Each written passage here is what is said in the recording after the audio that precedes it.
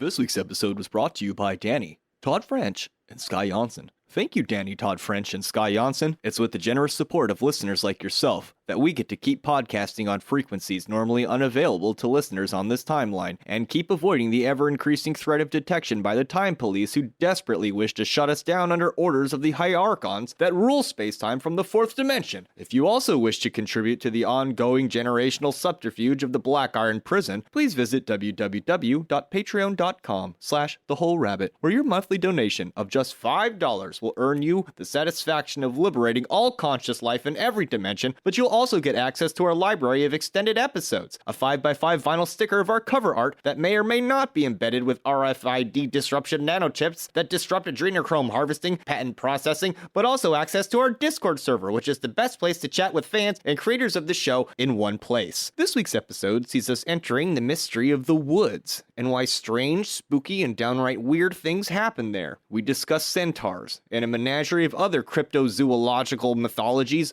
before reinvestigating the best evidence we have for one day proving the existence of Bigfoot. In the extended episode, we discuss multiple unsolved missing 411 cases, talk about what Bigfoot might actually be, and the details of 2 or maybe 3 erotic encounters with an actual Bigfoot. Thank you, and enjoy the show.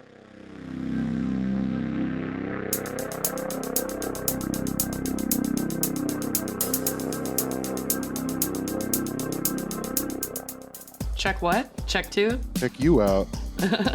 Oh, snap. Ooh, I'm telling the teacher, everybody gets sick at Valentine's Day when you're a little kid. All the candy and smooching and hugging and slapping, it'll get you sick. All the Valentine's cards from people that you know don't like you. But they lick the gosh. envelope anyway, now you can do voodoo magic against them. Like, your mom made you give this to me, right? You're telling me you didn't meticulously decide which exact message heart to give like every person? I did. I went through and meticulously arranged exactly which candy heart to give who and what message it said. That's love. I remember a lot of kids really hating the cinnamon heart. I hate those. I hate red hearts too. I like the cinnamon heart. The only time I like red hearts or any of that cinnamon candy is if you make hot apple cider, like orange peel and slices in it, and then some red hots. Do you like the Bigfoot candy? I don't know. What is that? You don't have 5-cent candies? We do, but they're not called Bigfoot. Oh, and they're I've in the seen shape of a foot. A big I've foot. seen the foot gummies, but they're like huge. They're like the size of a foot. Oh, they're not actually Yeti shaped. No, they're shaped like a foot, and they're just called Bigfoot. Well, that's bullshit. It's like Big Red mixed with a foot. I was Big thinking Red's of the good. dog. That's Clifford? Clifford. If Clifford had a taste, it would be cinnamon. Absolutely. Yeah. Can you imagine letting your kid keep a dog and it just turns out to be some Cerberus-sized monster? Yes, that would be awesome. That's who Clifford the Big Red Dog was, right? I mean, he just was waiting to grow 2 more heads.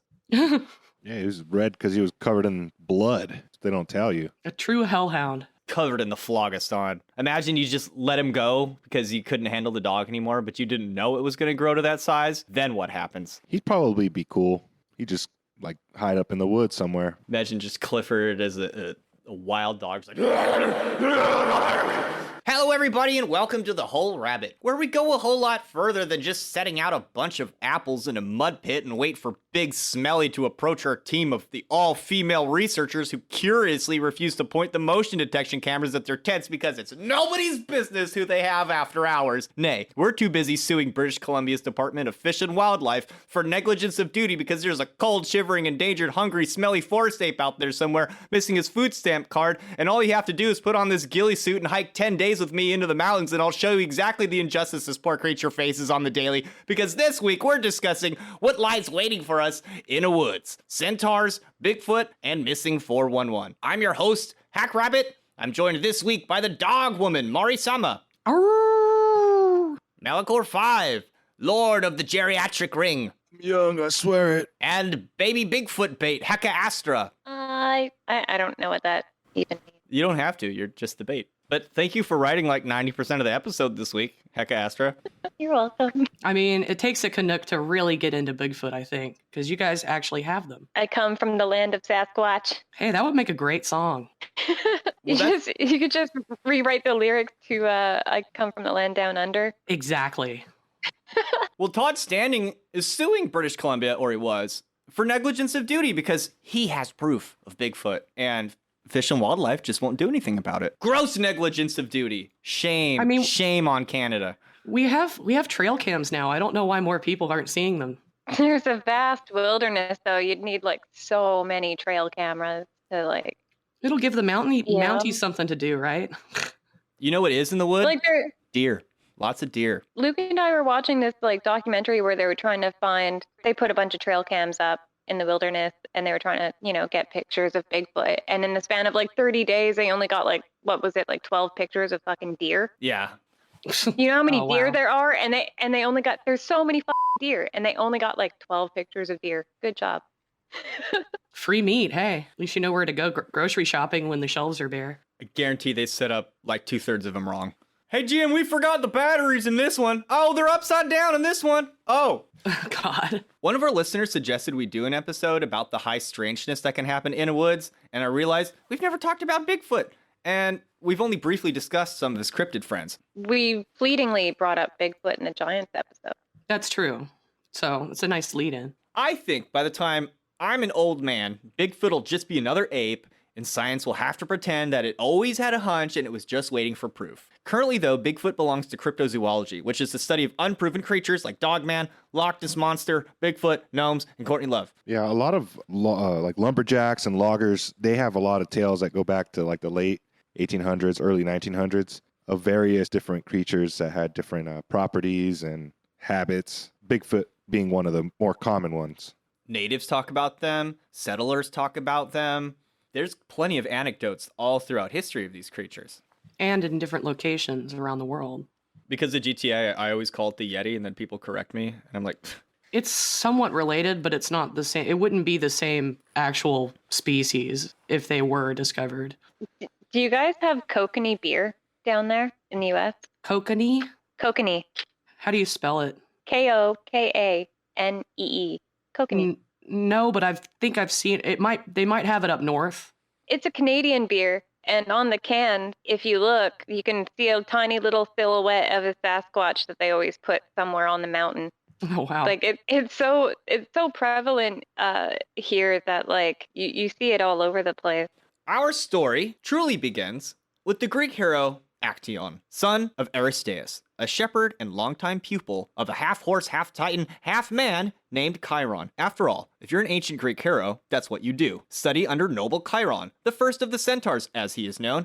Unlike the other Centaurs, who are raging, unrepentant, savage drunks, children of the cloud-humping scourge Acteon, Chiron was born from noble genes when his father Cronus, who, lusting after a sea nymph named Philyra, turned himself into a horse and impregnated her non-consensually. As if being forcefully penetrated by a horse were not enough, the child, destined to be an immortal demigod, born from the seed of mighty Cronus himself, had inherited the bestial form his father had taken during the assault. When Philyra saw the baby had a butt, body section, and hind legs of a horse, she recoiled in horror and disposed of the baby. Lucky for Chiron, sun god Apollo and nature goddess Artemis would adopt the child and instruct him in all of their combined wisdoms, which, between the two of them, encompassed pretty much everything. From Artemis, he learned about nature, the animals, medicine, and shooting a bow. She is goddess of the hunt, after all. Apollo taught him philosophy, linguistics, war, and probably how to pick up centaur chicks using animal magnetism. Chiron, having received so much wisdom from his foster parents, began doing a bit of light foster parenting himself, and trained many pupils, including Achilles, Hercules, and Acteon. By way of Chiron's tutelage, Acteon would not only become a great hero, but a skilled hunter as well, possessing as many as 50 hunting dogs, all of which he loved dearly and knew by name. On one particularly fine and beautiful Mediterranean day, Acteon set out with his hunting dogs into the vast, wild wood. The forest teemed with beauty unspeakable. All around Acteon blossomed the Edenic and virginal spring. The delicate scent of flowers wafted on a cool breeze that swirled and bent around the sunbeams, cascading gold over the verdant green. Fleeting thoughts and butterflies mingled, winking playfully in gentle passing. With each step, Acteon felt his heart begin to overflow, his feet gently and quietly bending the grasses. The overflowing had become louder as he neared closer to the lapping shores of a rushing waterfall, its tumbling streams caressing flawless naked bodies of the innocently laughing nymphs who were bathing there. But they were not alone. Drawing nearer, as helpless as a moth to a moonbeam, Acteon's eyes fell gently like snow upon the immortal naked body of the goddess Artemis, whose splendor and perfection were nearly blinding. In a sublime mixture of ecstasy and panic, all time stood perfectly still, and the snapping of a twig under Acteon's feet echoed like a snapping of bone across the crystalline waters. The nymphs flinched at the idea of being seen naked, and a commotion ensued. All the while, the gaze of Artemis wrapped itself entirely around Acteon, her eyes piercing his soul as she whispered a cold, spiteful, and powerful hex upon him, so that Acteon could never betray to the world that which he had glimpsed. He would never again be permitted to utter even a sound from his lips, lest they be lost forever. In response to the commotion, though, Acteon's pack of hunting dogs let out a knowing bark. Bark! Without thinking, Acteon called out to his dogs, but this would prove to be his final mistake. Before he could call again, his tongue had become heavy and unresponsive. His head, becoming heavy as horns sprouted eagerly from his skull, legs flailing and sputtering beneath. When Acteon saw his dogs approaching, it had suddenly all become clear. Where there was once obedient, trusting companions, only stood a pack of snarling teeth and ferocious pairs of bloodthirsty eyes. With hooves instead of feet, Acteon tried to flee, leaping and breaking through branches, but his new legs were uncertain, did little to help him escape. Lacking the hands to prey, Acteon lifted his antlered head to Mount Olympus, but no words of appeal could escape, as set after set of flesh-rending teeth tore and ripped Acteon to utterly fleshy scraps. Thus was the bitter end of Acteon, the hero who dared stray too far Innawoods. Had you been raised in ancient Greece, this story would have been as familiar to you as Adam and Eve. The three little pigs in Star Wars are to us now. It's not uncommon to find the tale of Acteon adorning temples, household pottery, and memorials. Underlying the tale of Acteon is a deep cultural sense of fear and awe concerning the woods and wilderness. This was the domain of the gods, nymphs, dryads, harpies, ogres, basilisks, dryads, hydras, witches, centaurs, you name it. Innawoods is where they lived. And as the tale of Acteon shows, running into anything of the sort was courting with forces even a hero might not be able to face. They had a lot of different stories, the Greeks, about nature. If you ever hear the name Arcadia, it's the name of a forest where Pan lived. You can find that in BioShock. There's a lot of Satyr symbolism in that first game's area called Arcadia. That game's a whole Greek story combined into one beautiful masterpiece. In some of their myths, they talked about talking trees, and in particular near Donda Grove, which is close to the shrine to Zeus, the trees there were given the gift of prophecy. Oh, like you could talk to the trees and figure out what's going to happen. It's a sacred grove. Yeah, essentially it's a sacred grove. And the oak trees in this area spoke and delivered oracles while they were living. And when they were cut down and built into, say, a ship like Argo, the ship from Jason and the Argonauts, the wood spoke and warned of approaching dangers. When the leaves would blow through the trees, it was said to be the voice of Zeus himself. Sentient trees, that's so cool. I think oaks they're often considered to be trees of wisdom in a bunch of different cultures. But it's also ironic, though, that in a lot of Western storytelling, these like talking trees with faces are often shown as a frightening element of a story. Like the trees appear to move and sway and talk and laugh at you or something when you're going into a panic attack when you're lost in the woods. My mom was raised in Minnesota, spent a lot of time in the woods. This was one of her childhood fears, were like talking trees with faces, like the kinds of Mortal Kombat. I think Malachor brought up J.R.R. Tolkien's Ents. Yeah, the Ents. He kind of like invented that, like tree folk, like giant walking tree people. I was like, kind of trying to find a further back story, and I really couldn't find one of like essentially a battle mech, but in a tree. Yeah. They don't talk about that at all. I mean, it's possible that he got that inspiration from the Greek myth that you were talking about. I know that there's other folklore that involves the white birch and ash trees because they have eyes, what look like eye markings on them, and they're called guardians of the forest or the eyes of the forest. Oh, that's cool. And then the pagans also had green men. They were the consciousness of the trees. Yeah. His symbol was found across like all of Europe and into like Eurasia. It's just like a person with a leaf for a face. It's like a forest. Yeah, forest spirit, and their, faces on branches and stuff like that. That's where it inspired these icons. All of these guys are like one entity that kind of flows back to the forest god, which is Cyrano's. And so as, the oak trees in Greek talk with Zeus's voice, it's like the same thing. It's like a channeling down of spiritual contact or information. It's interesting you'd bring up Pan. Acteon's reaction of panic makes some sense, considering the masculine personification of nature itself was Pan. That's where the word gets its etymology. Pan is also a bit of a creeper for the nymphs, so it would make sense that when Acteon saw the nymphs himself, he would panic. In modern times, we would just call this fight or flight and chalk it up to millions of years of evolving in nature. One might say the underlying principle that informs the nearly instantaneous decision-making apparatus, do I eat it, it, fight it, or run, is based on an instinctual and primordial panic. Even the meme phrase Innawoods is derived from a green text story about a first-time gun user who panicked and shot at a black bear, wounding multiple innocent animals, like in some South Central drive-by. Yeah. When you posted the story, I was like, damn, he shot a rabbit, like some birds, and he killed the freaking bear, a black bear. What a bad shot. Well, it was his first time shooting, I guess, but, you know. He didn't get good instruction. Bro, why did he walk in the woods to practice? Well, he was with a friend who was egging him on to learn how to shoot the gun in the first place. But yeah, I just want to make a public service announcement. If you see a black bear in the woods, just like do your war cry, soldier. That thing will run from you. They are not hostile towards us at all. They're tiny compared to, I mean, they'll still fuck you up if you got them in the wrong situation, but they won't mess with you. They eat berries. And don't fuck with the woods either, or you'll find out. Yeah, totally. Baba Yaga gonna eat you. We talked a little bit about the woods because she's an Innawoods character. Yeah, and then Hansel and Gretel as well. Very fascinating. Witches in the woods. I thought it was interesting the Innawoods meme was actually about a panic, which is what I think that's the general vibe of the woods, right? Like, yeah, that's the vibe for sure. Being disoriented and panic. And when you panic, you don't make good choices either. You get yourself even more lost. I liked putting the talking trees next to this point because they'll tell you the future and stuff like that. They'll tell you about danger incoming. Like, so if you just calm down and like do some tree meditation shit, like maybe you'll just be like in tune with nature and predators won't mess with you. You won't, like a shark, you know, they know you're scared, so they go for you. I totally think there's something to that whole fear and the woods itself. I think there's a lot that trees can actually tell you, like visually tell you as well. Like, I know it's not the same everywhere in the world, but in the forest around here in British Columbia, the moss is always densest on the north side of the tree. There's always exceptions to that, but you'll find like big clusters of trees and they all have the densest moss on the north side and the least or no moss on the south side. So they can tell you the direction if you're lost. Yeah, I remember hearing that when I was very young and I thought like, oh, I'm such a badass, ain't I?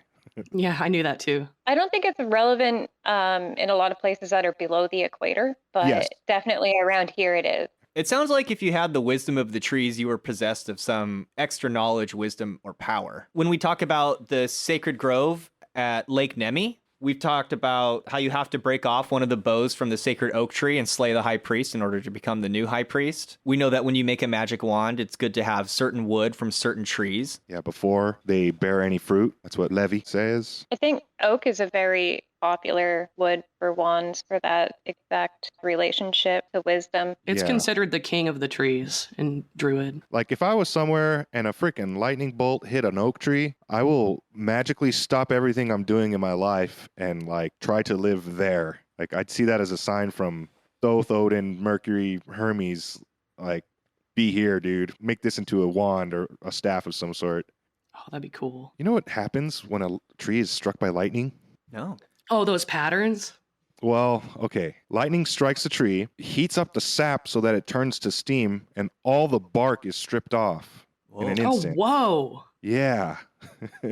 So they look all crazy as fuck, and they catch fire, and they burn a little bit. To me, that's like a beautiful sacred sight. I've seen some pretty cool, like when I've been out foraging, there's been trees that I've come across that have been struck by lightning and they've burned from the inside outwards, so they become hollowed out, and it's just this, the whole center is just this hollowed burnt tree that's just a tunnel and it's all charred on the inside. And if you go inside of it, like there's some pretty big trees here, and if you go inside of them and look up, it's just like this charcoal tunnel, and then you see the, like if the top is broken off or burned off of it, it's just this tunnel that goes up to light. It's really cool. I know oak trees were sacred to Artemis, who we just spoke about, who would later become Diana, who would later become the Virgin Mary. So to this day, oak groves are still sacred to all three of those. Yeah, and you were saying, like, if you can talk to the trees, you're probably tapping into some good channeling. In my research, I found out that even in Islamic stories, that Muhammad was said to give his sermons leaning on a date palm tree. And then a pulpit was built for him, and he began to give his sermons from there instead. And it said that the date tree began to weep.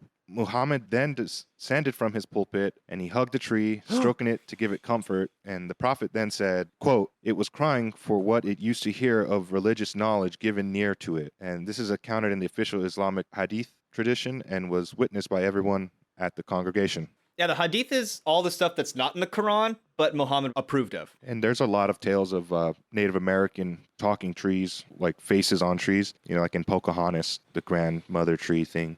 Telling her all this wise stuff. And it's also said in the Yaqui tribe, which is some of my ancestors, that there was a tree that told them about the Christian God, and that priests would soon arrive and teach them the new beliefs and the new ways.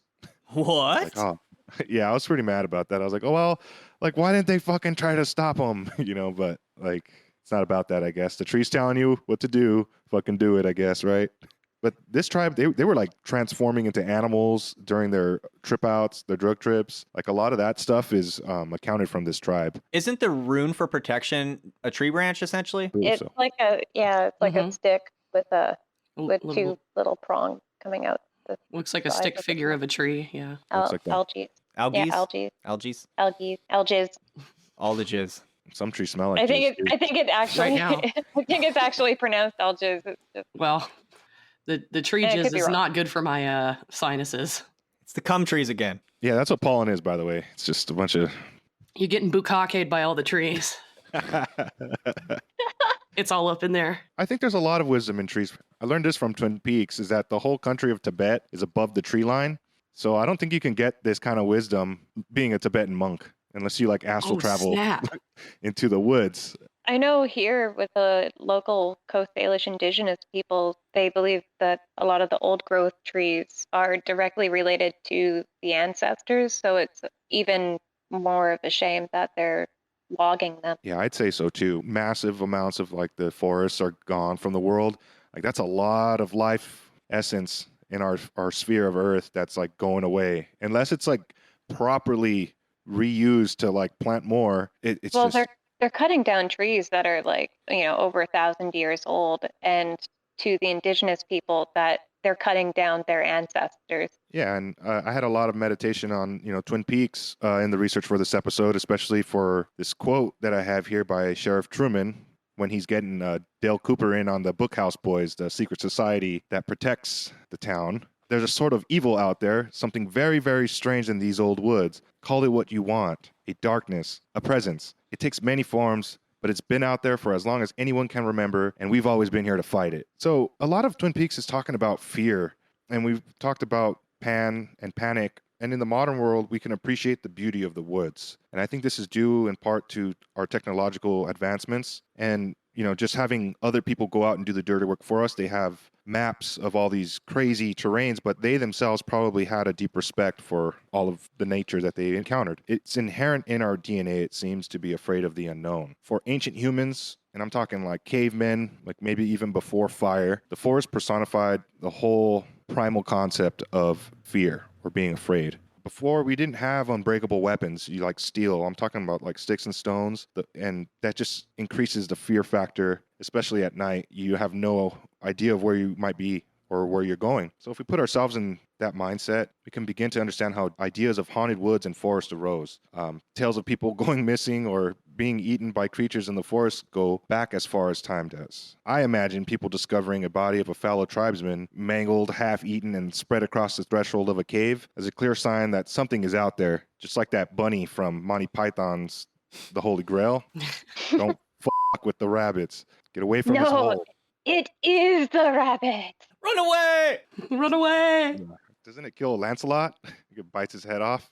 The holy hand grenade of Antioch. These people were probably actually seeing giant shadow figure monsters. Like, they didn't have cameras and they didn't have the technology or the bravery to go and interact and see these things. up close and have an idea of what it is. So like for a long time, it was this thing that just came out at night. You heard some shit and it killed another predator animal or something and some squealing. And then there was all this blood there. And then you didn't see your animal friend ever again. I could totally see how this got into our DNA to be making up stories about what we don't know. Well, foxes and mountain lions sound like screaming women sometimes. The whole thing about like the shadows, we still have like a vestigial trait from that that's like deep in us. It's called pareidolia.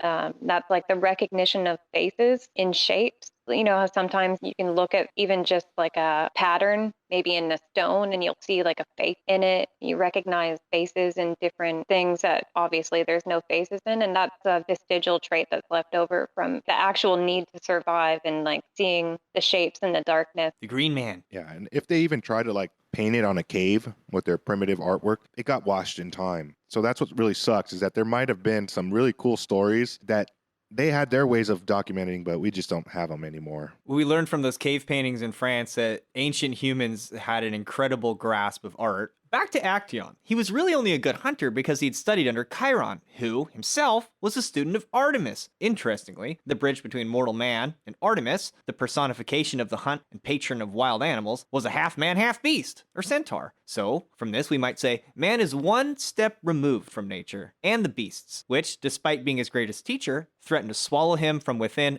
and outside. While the nymphs, the forest, and animals were permitted to share in Artemis's nakedness, Acteon as a human was not, and no feat of heroism had imparted it to him. Acteon's story could be interpreted symbolically. Besides the basic premise of hunter becoming the hunted, perhaps the tale of Acteon suggests that the naked splendor of nature lives within all of us, wild, untamed, and free, but to contact it often means being consumed by one's animal nature, no matter how well you may have tamed it beforehand. After all, to first be a hunter, one must fall prey to desire, or at least instinct. To avoid ending up prey yourself, these aspects require taming and control, like Acteon's dogs. We might even argue that to be conscious of this fact is what makes us truly human. Likewise, the one we have to blame for this ability is another one of Chiron's friends. Famously, Chiron is known as the wounded healer, and in a birth chart represents a core wound that we take a lifetime to work through. As the myth goes, Chiron was wounded by an arrow spiked with poisonous hydra blood when he was accidentally struck by Hercules in an attempt to fend off a pack of alcoholic centaurs who were crashing a cave party he was throwing impromptu.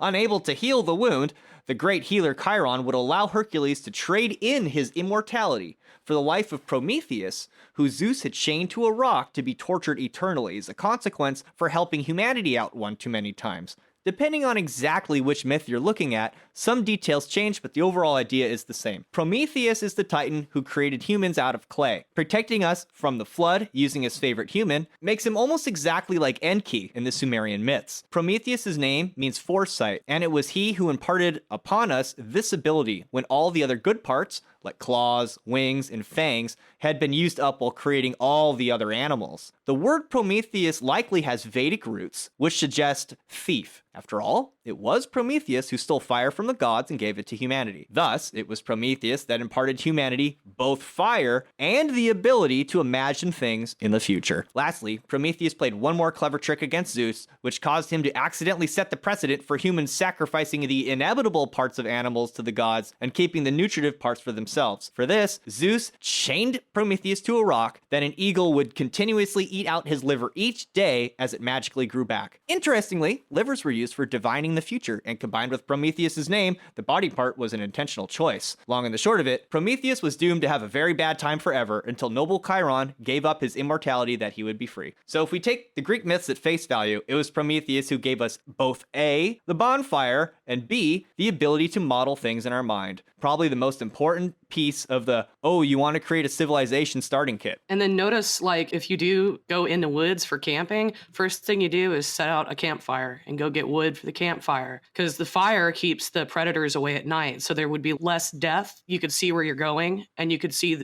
like a predator for, say, or a bunny. Like you could differentiate the actual danger that you were expecting to see. Well, you could see why Prometheus brought it to us, right? Where were we before that?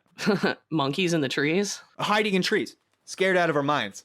No ability to cook. No ability to be warm. And or roast meat, too, which gave us bigger brains, so...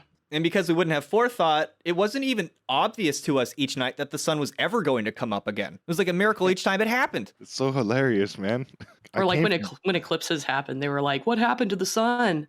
So when I was a kid, they told us lots of stuff about what made us unique as humans. Like they said language, dexterous hands with thumbs, using tools. None of that's true. None of that. Like even the Greeks are pretty much right. Humans can think ahead and think back in time about things that are currently not happening, and they also use fire. I think that these are the actual things that make humans unique to the animal world. Yeah, like we try to hack reality. And that's like basically what fire is. Because a lot of people think like lightning just struck a tree and, somebody went and picked up a burning branch and there we have a torch. So it's like understanding that, the tree getting struck and the fire burning is not something to be afraid of because it's happened before. You remembered when it happened. And oh my gosh, we were really warm and didn't see any wolves that night. So maybe we should just keep building this fire thing. And the two wood pieces that build a fire are a symbol of the Vedic version of Prometheus, which is one place he gets his name. Oh, cool. Yeah, so the safety of the light and our fear of the woods is obviously an age-old factor of our species. And even in modern-day camping in the woods, you obviously feel safer by the fire and more spooked the further away from it that you go.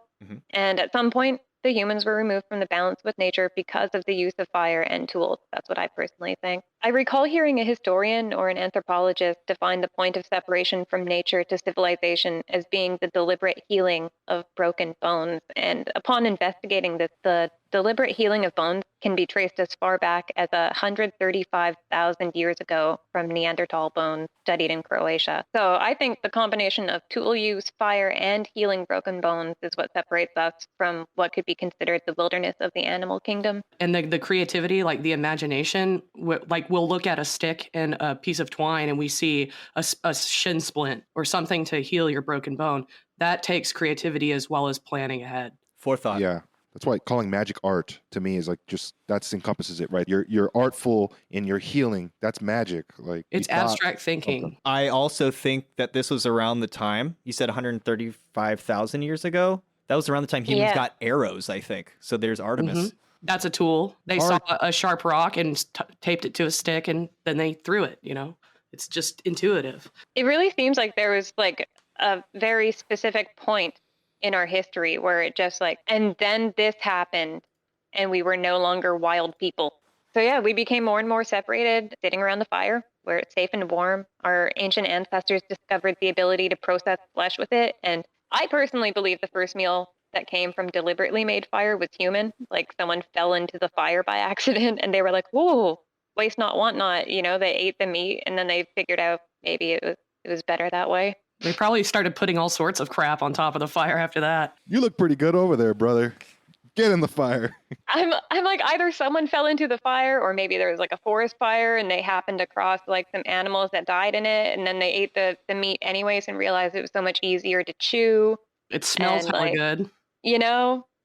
I think it was an accidental discovery that they were like, oh, fuck yeah. It also is easier for us to digest, and it makes like older meat that we are able to eat it because we cook it to sterilize it. Whereas animals have special digestive systems to where they could eat rancid meat sometimes and not get hurt. Yeah, you get less sick by cooking it. I just like how also in Bloodborne, just like with actual life, fire wards off beasts that lurk in the shadow, and in Bloodborne, beasts are scared of fire and they're prone to fire damage. They cower away from the light of your torch.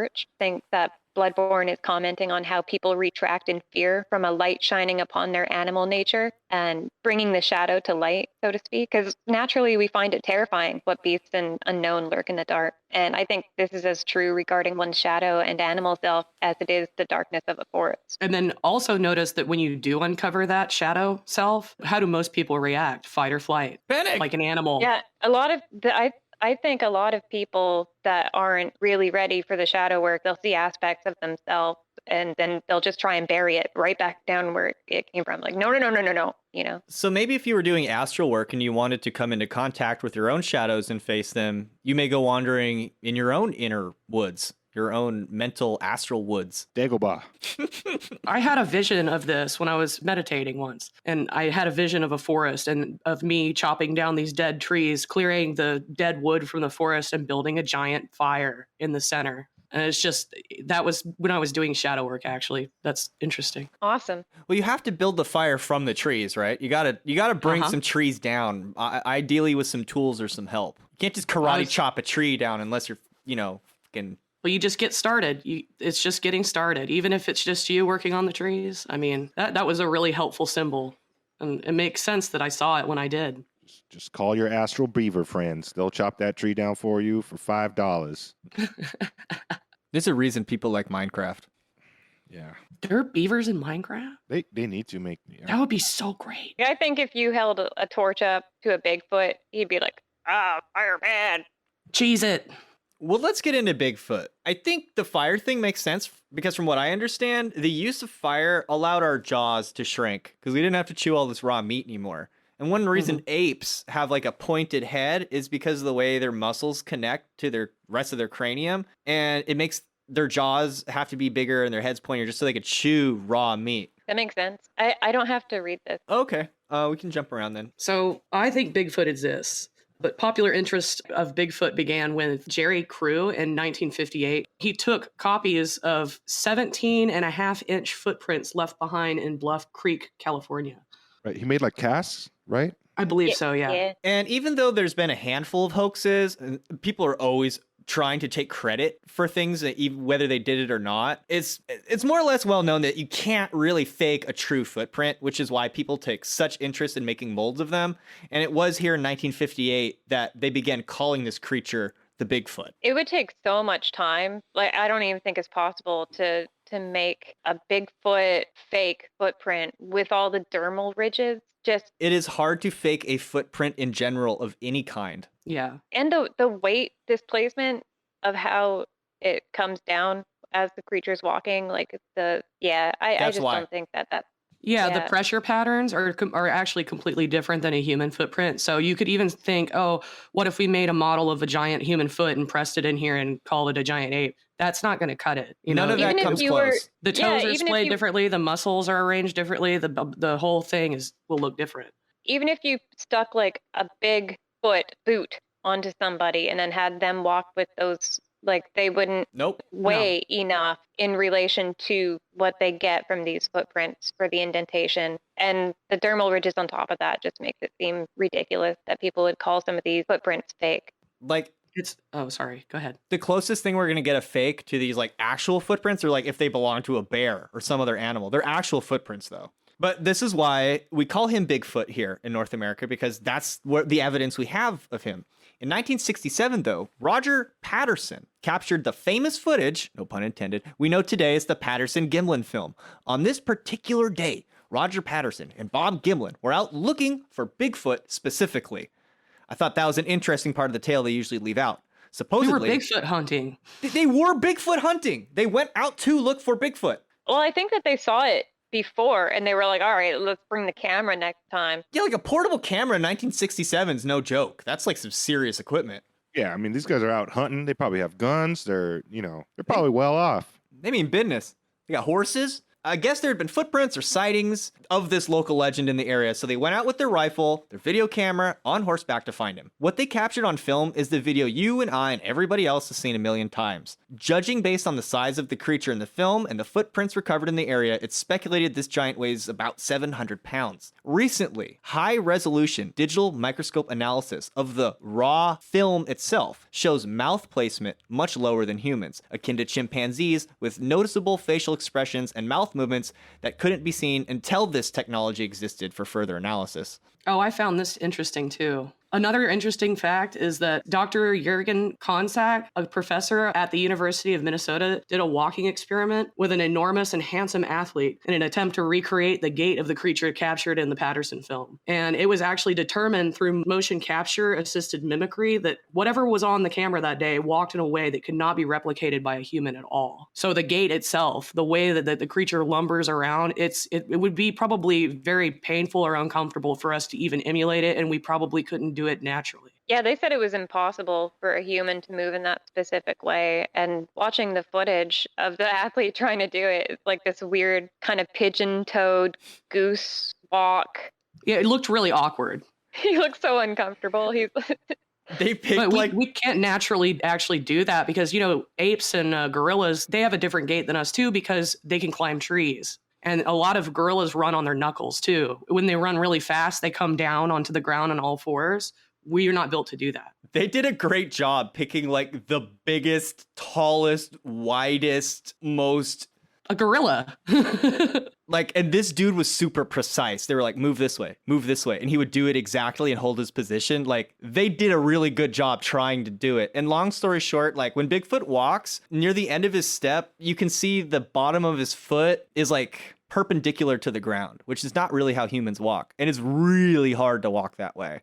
Like kicking your foot up as you walk so your heel is facing back and away from you and perpendicular to the ground. It's really hard. Unless you're doing the LVX signs. I know that there's a lot of people out there that say it's a hoax, but after watching the History Channel documentary that has them analyzing this footage, and they like zoom in and show you, you know, the face, you can actually see the facial expressions and the mouth extending outwards and stuff, and that just would not really be feasible to make a mask like that in 1967, and that's not even talking about the actual body of it, like the musculature. It's just, having worked in costume design, like you would have to have an entirely like a muscle suit that you put fur on top of, and yet there are no visible seams. There's no telltale signs of seams or zippers or anything like that. The mask would have to be crazy as well, and they didn't even do anything close to this amount of work with something like Star Wars. 10 years later in Hollywood, it would have to have been a completely tailored suit with a muscle suit built into it, which would cost so much money at that time for a hoax. And not only that, but you can't even see those details until recently. Like they would be putting all those details into it for something that no one would even notice until so many years later. It just seems So let me get this straight. People who are calling hoax on this actually think that that was a fursuit. it's really Yeah, not, there's though. no way. It doesn't. I'm an expert in fursuits. There's no zipper. There's nothing there. It's not a fursuit. Dude, you look at, like, you can see the musculature moving of the buttocks and the thighs and in the face. Like, you would have to have like an animatronic face mask and stuff.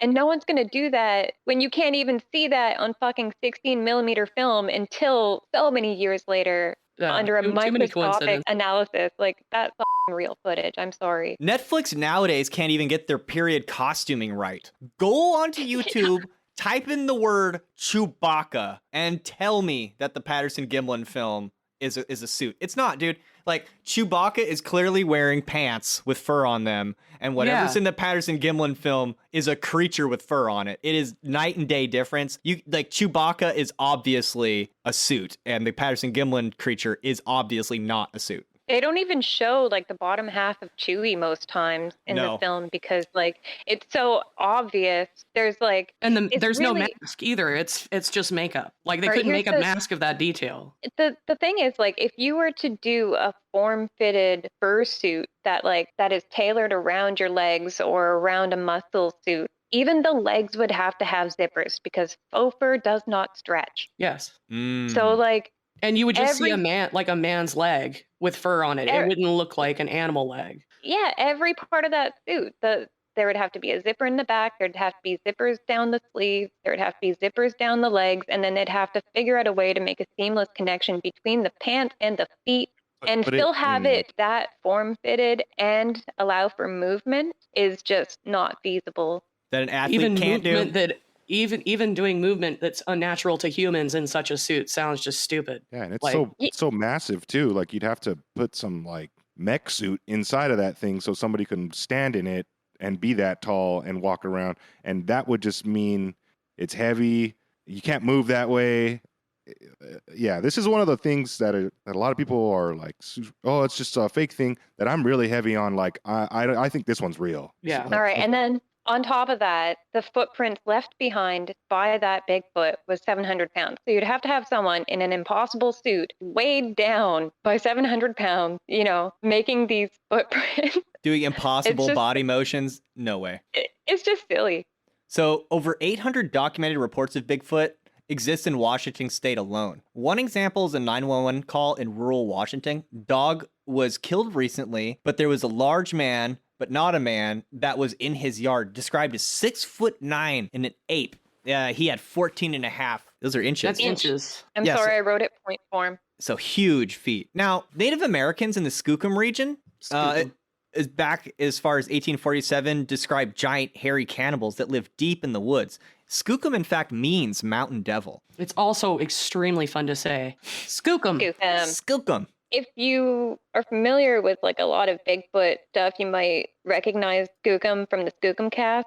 Alan Terry was in Skookum Meadows, and he got the famous plaster cast that he did of a Bigfoot print. The heel print on that shows dermal ridges, and there's hair imprint also left in the forearm, legs, and buttocks. So this isn't just like a footprint. This is like a full body cast that they did. That they put apples in the mud, and imprints were left as like a Bigfoot reached for the apples. They've got the forearm, legs, buttocks, and foot hair imprints and dermal ridges in this cast. It's a pretty amazing cast. That's the one that kind of did it for me. Like when I saw the hair that was trapped in it, I'm like, oh, well, shit. They like did a comparison with I think it was elk and stuff. And like my point as to why it couldn't be an elk is like, well, elks don't have heels to leave dermal ridges. I mean, they're just grasping at straws at that point, but it didn't match I don't think the hair sample matched anything that we know of. Like, it's really possible that this is just undiscovered or rather unverified primate of some kind. Even natives in Rwanda, they reported giant gorillas for like 100 years before it was actually verified by researchers in the 1950s. Which is kind of crazy, right? These guys are good at hiding, though, which I think is the issue over here. Like, they seem to be terrified of people and lights, for that matter, so it's just catching one is pretty difficult. And they seem to be highly intelligent because they've been so good at hiding. I mean, there's a pretty common description of them doing like wood knocking, like knocking wood together or throwing rocks. And that's a pretty normal primate behavior. And even Jane Goodall has spoken about it and said that it's quite possible that Bigfoot is an actual primate that's just elusive. I do think that they're a cousin, a long lost primate cousin. Supposedly, Yeah, go ahead. where did Bigfoot come from? Like, do you think?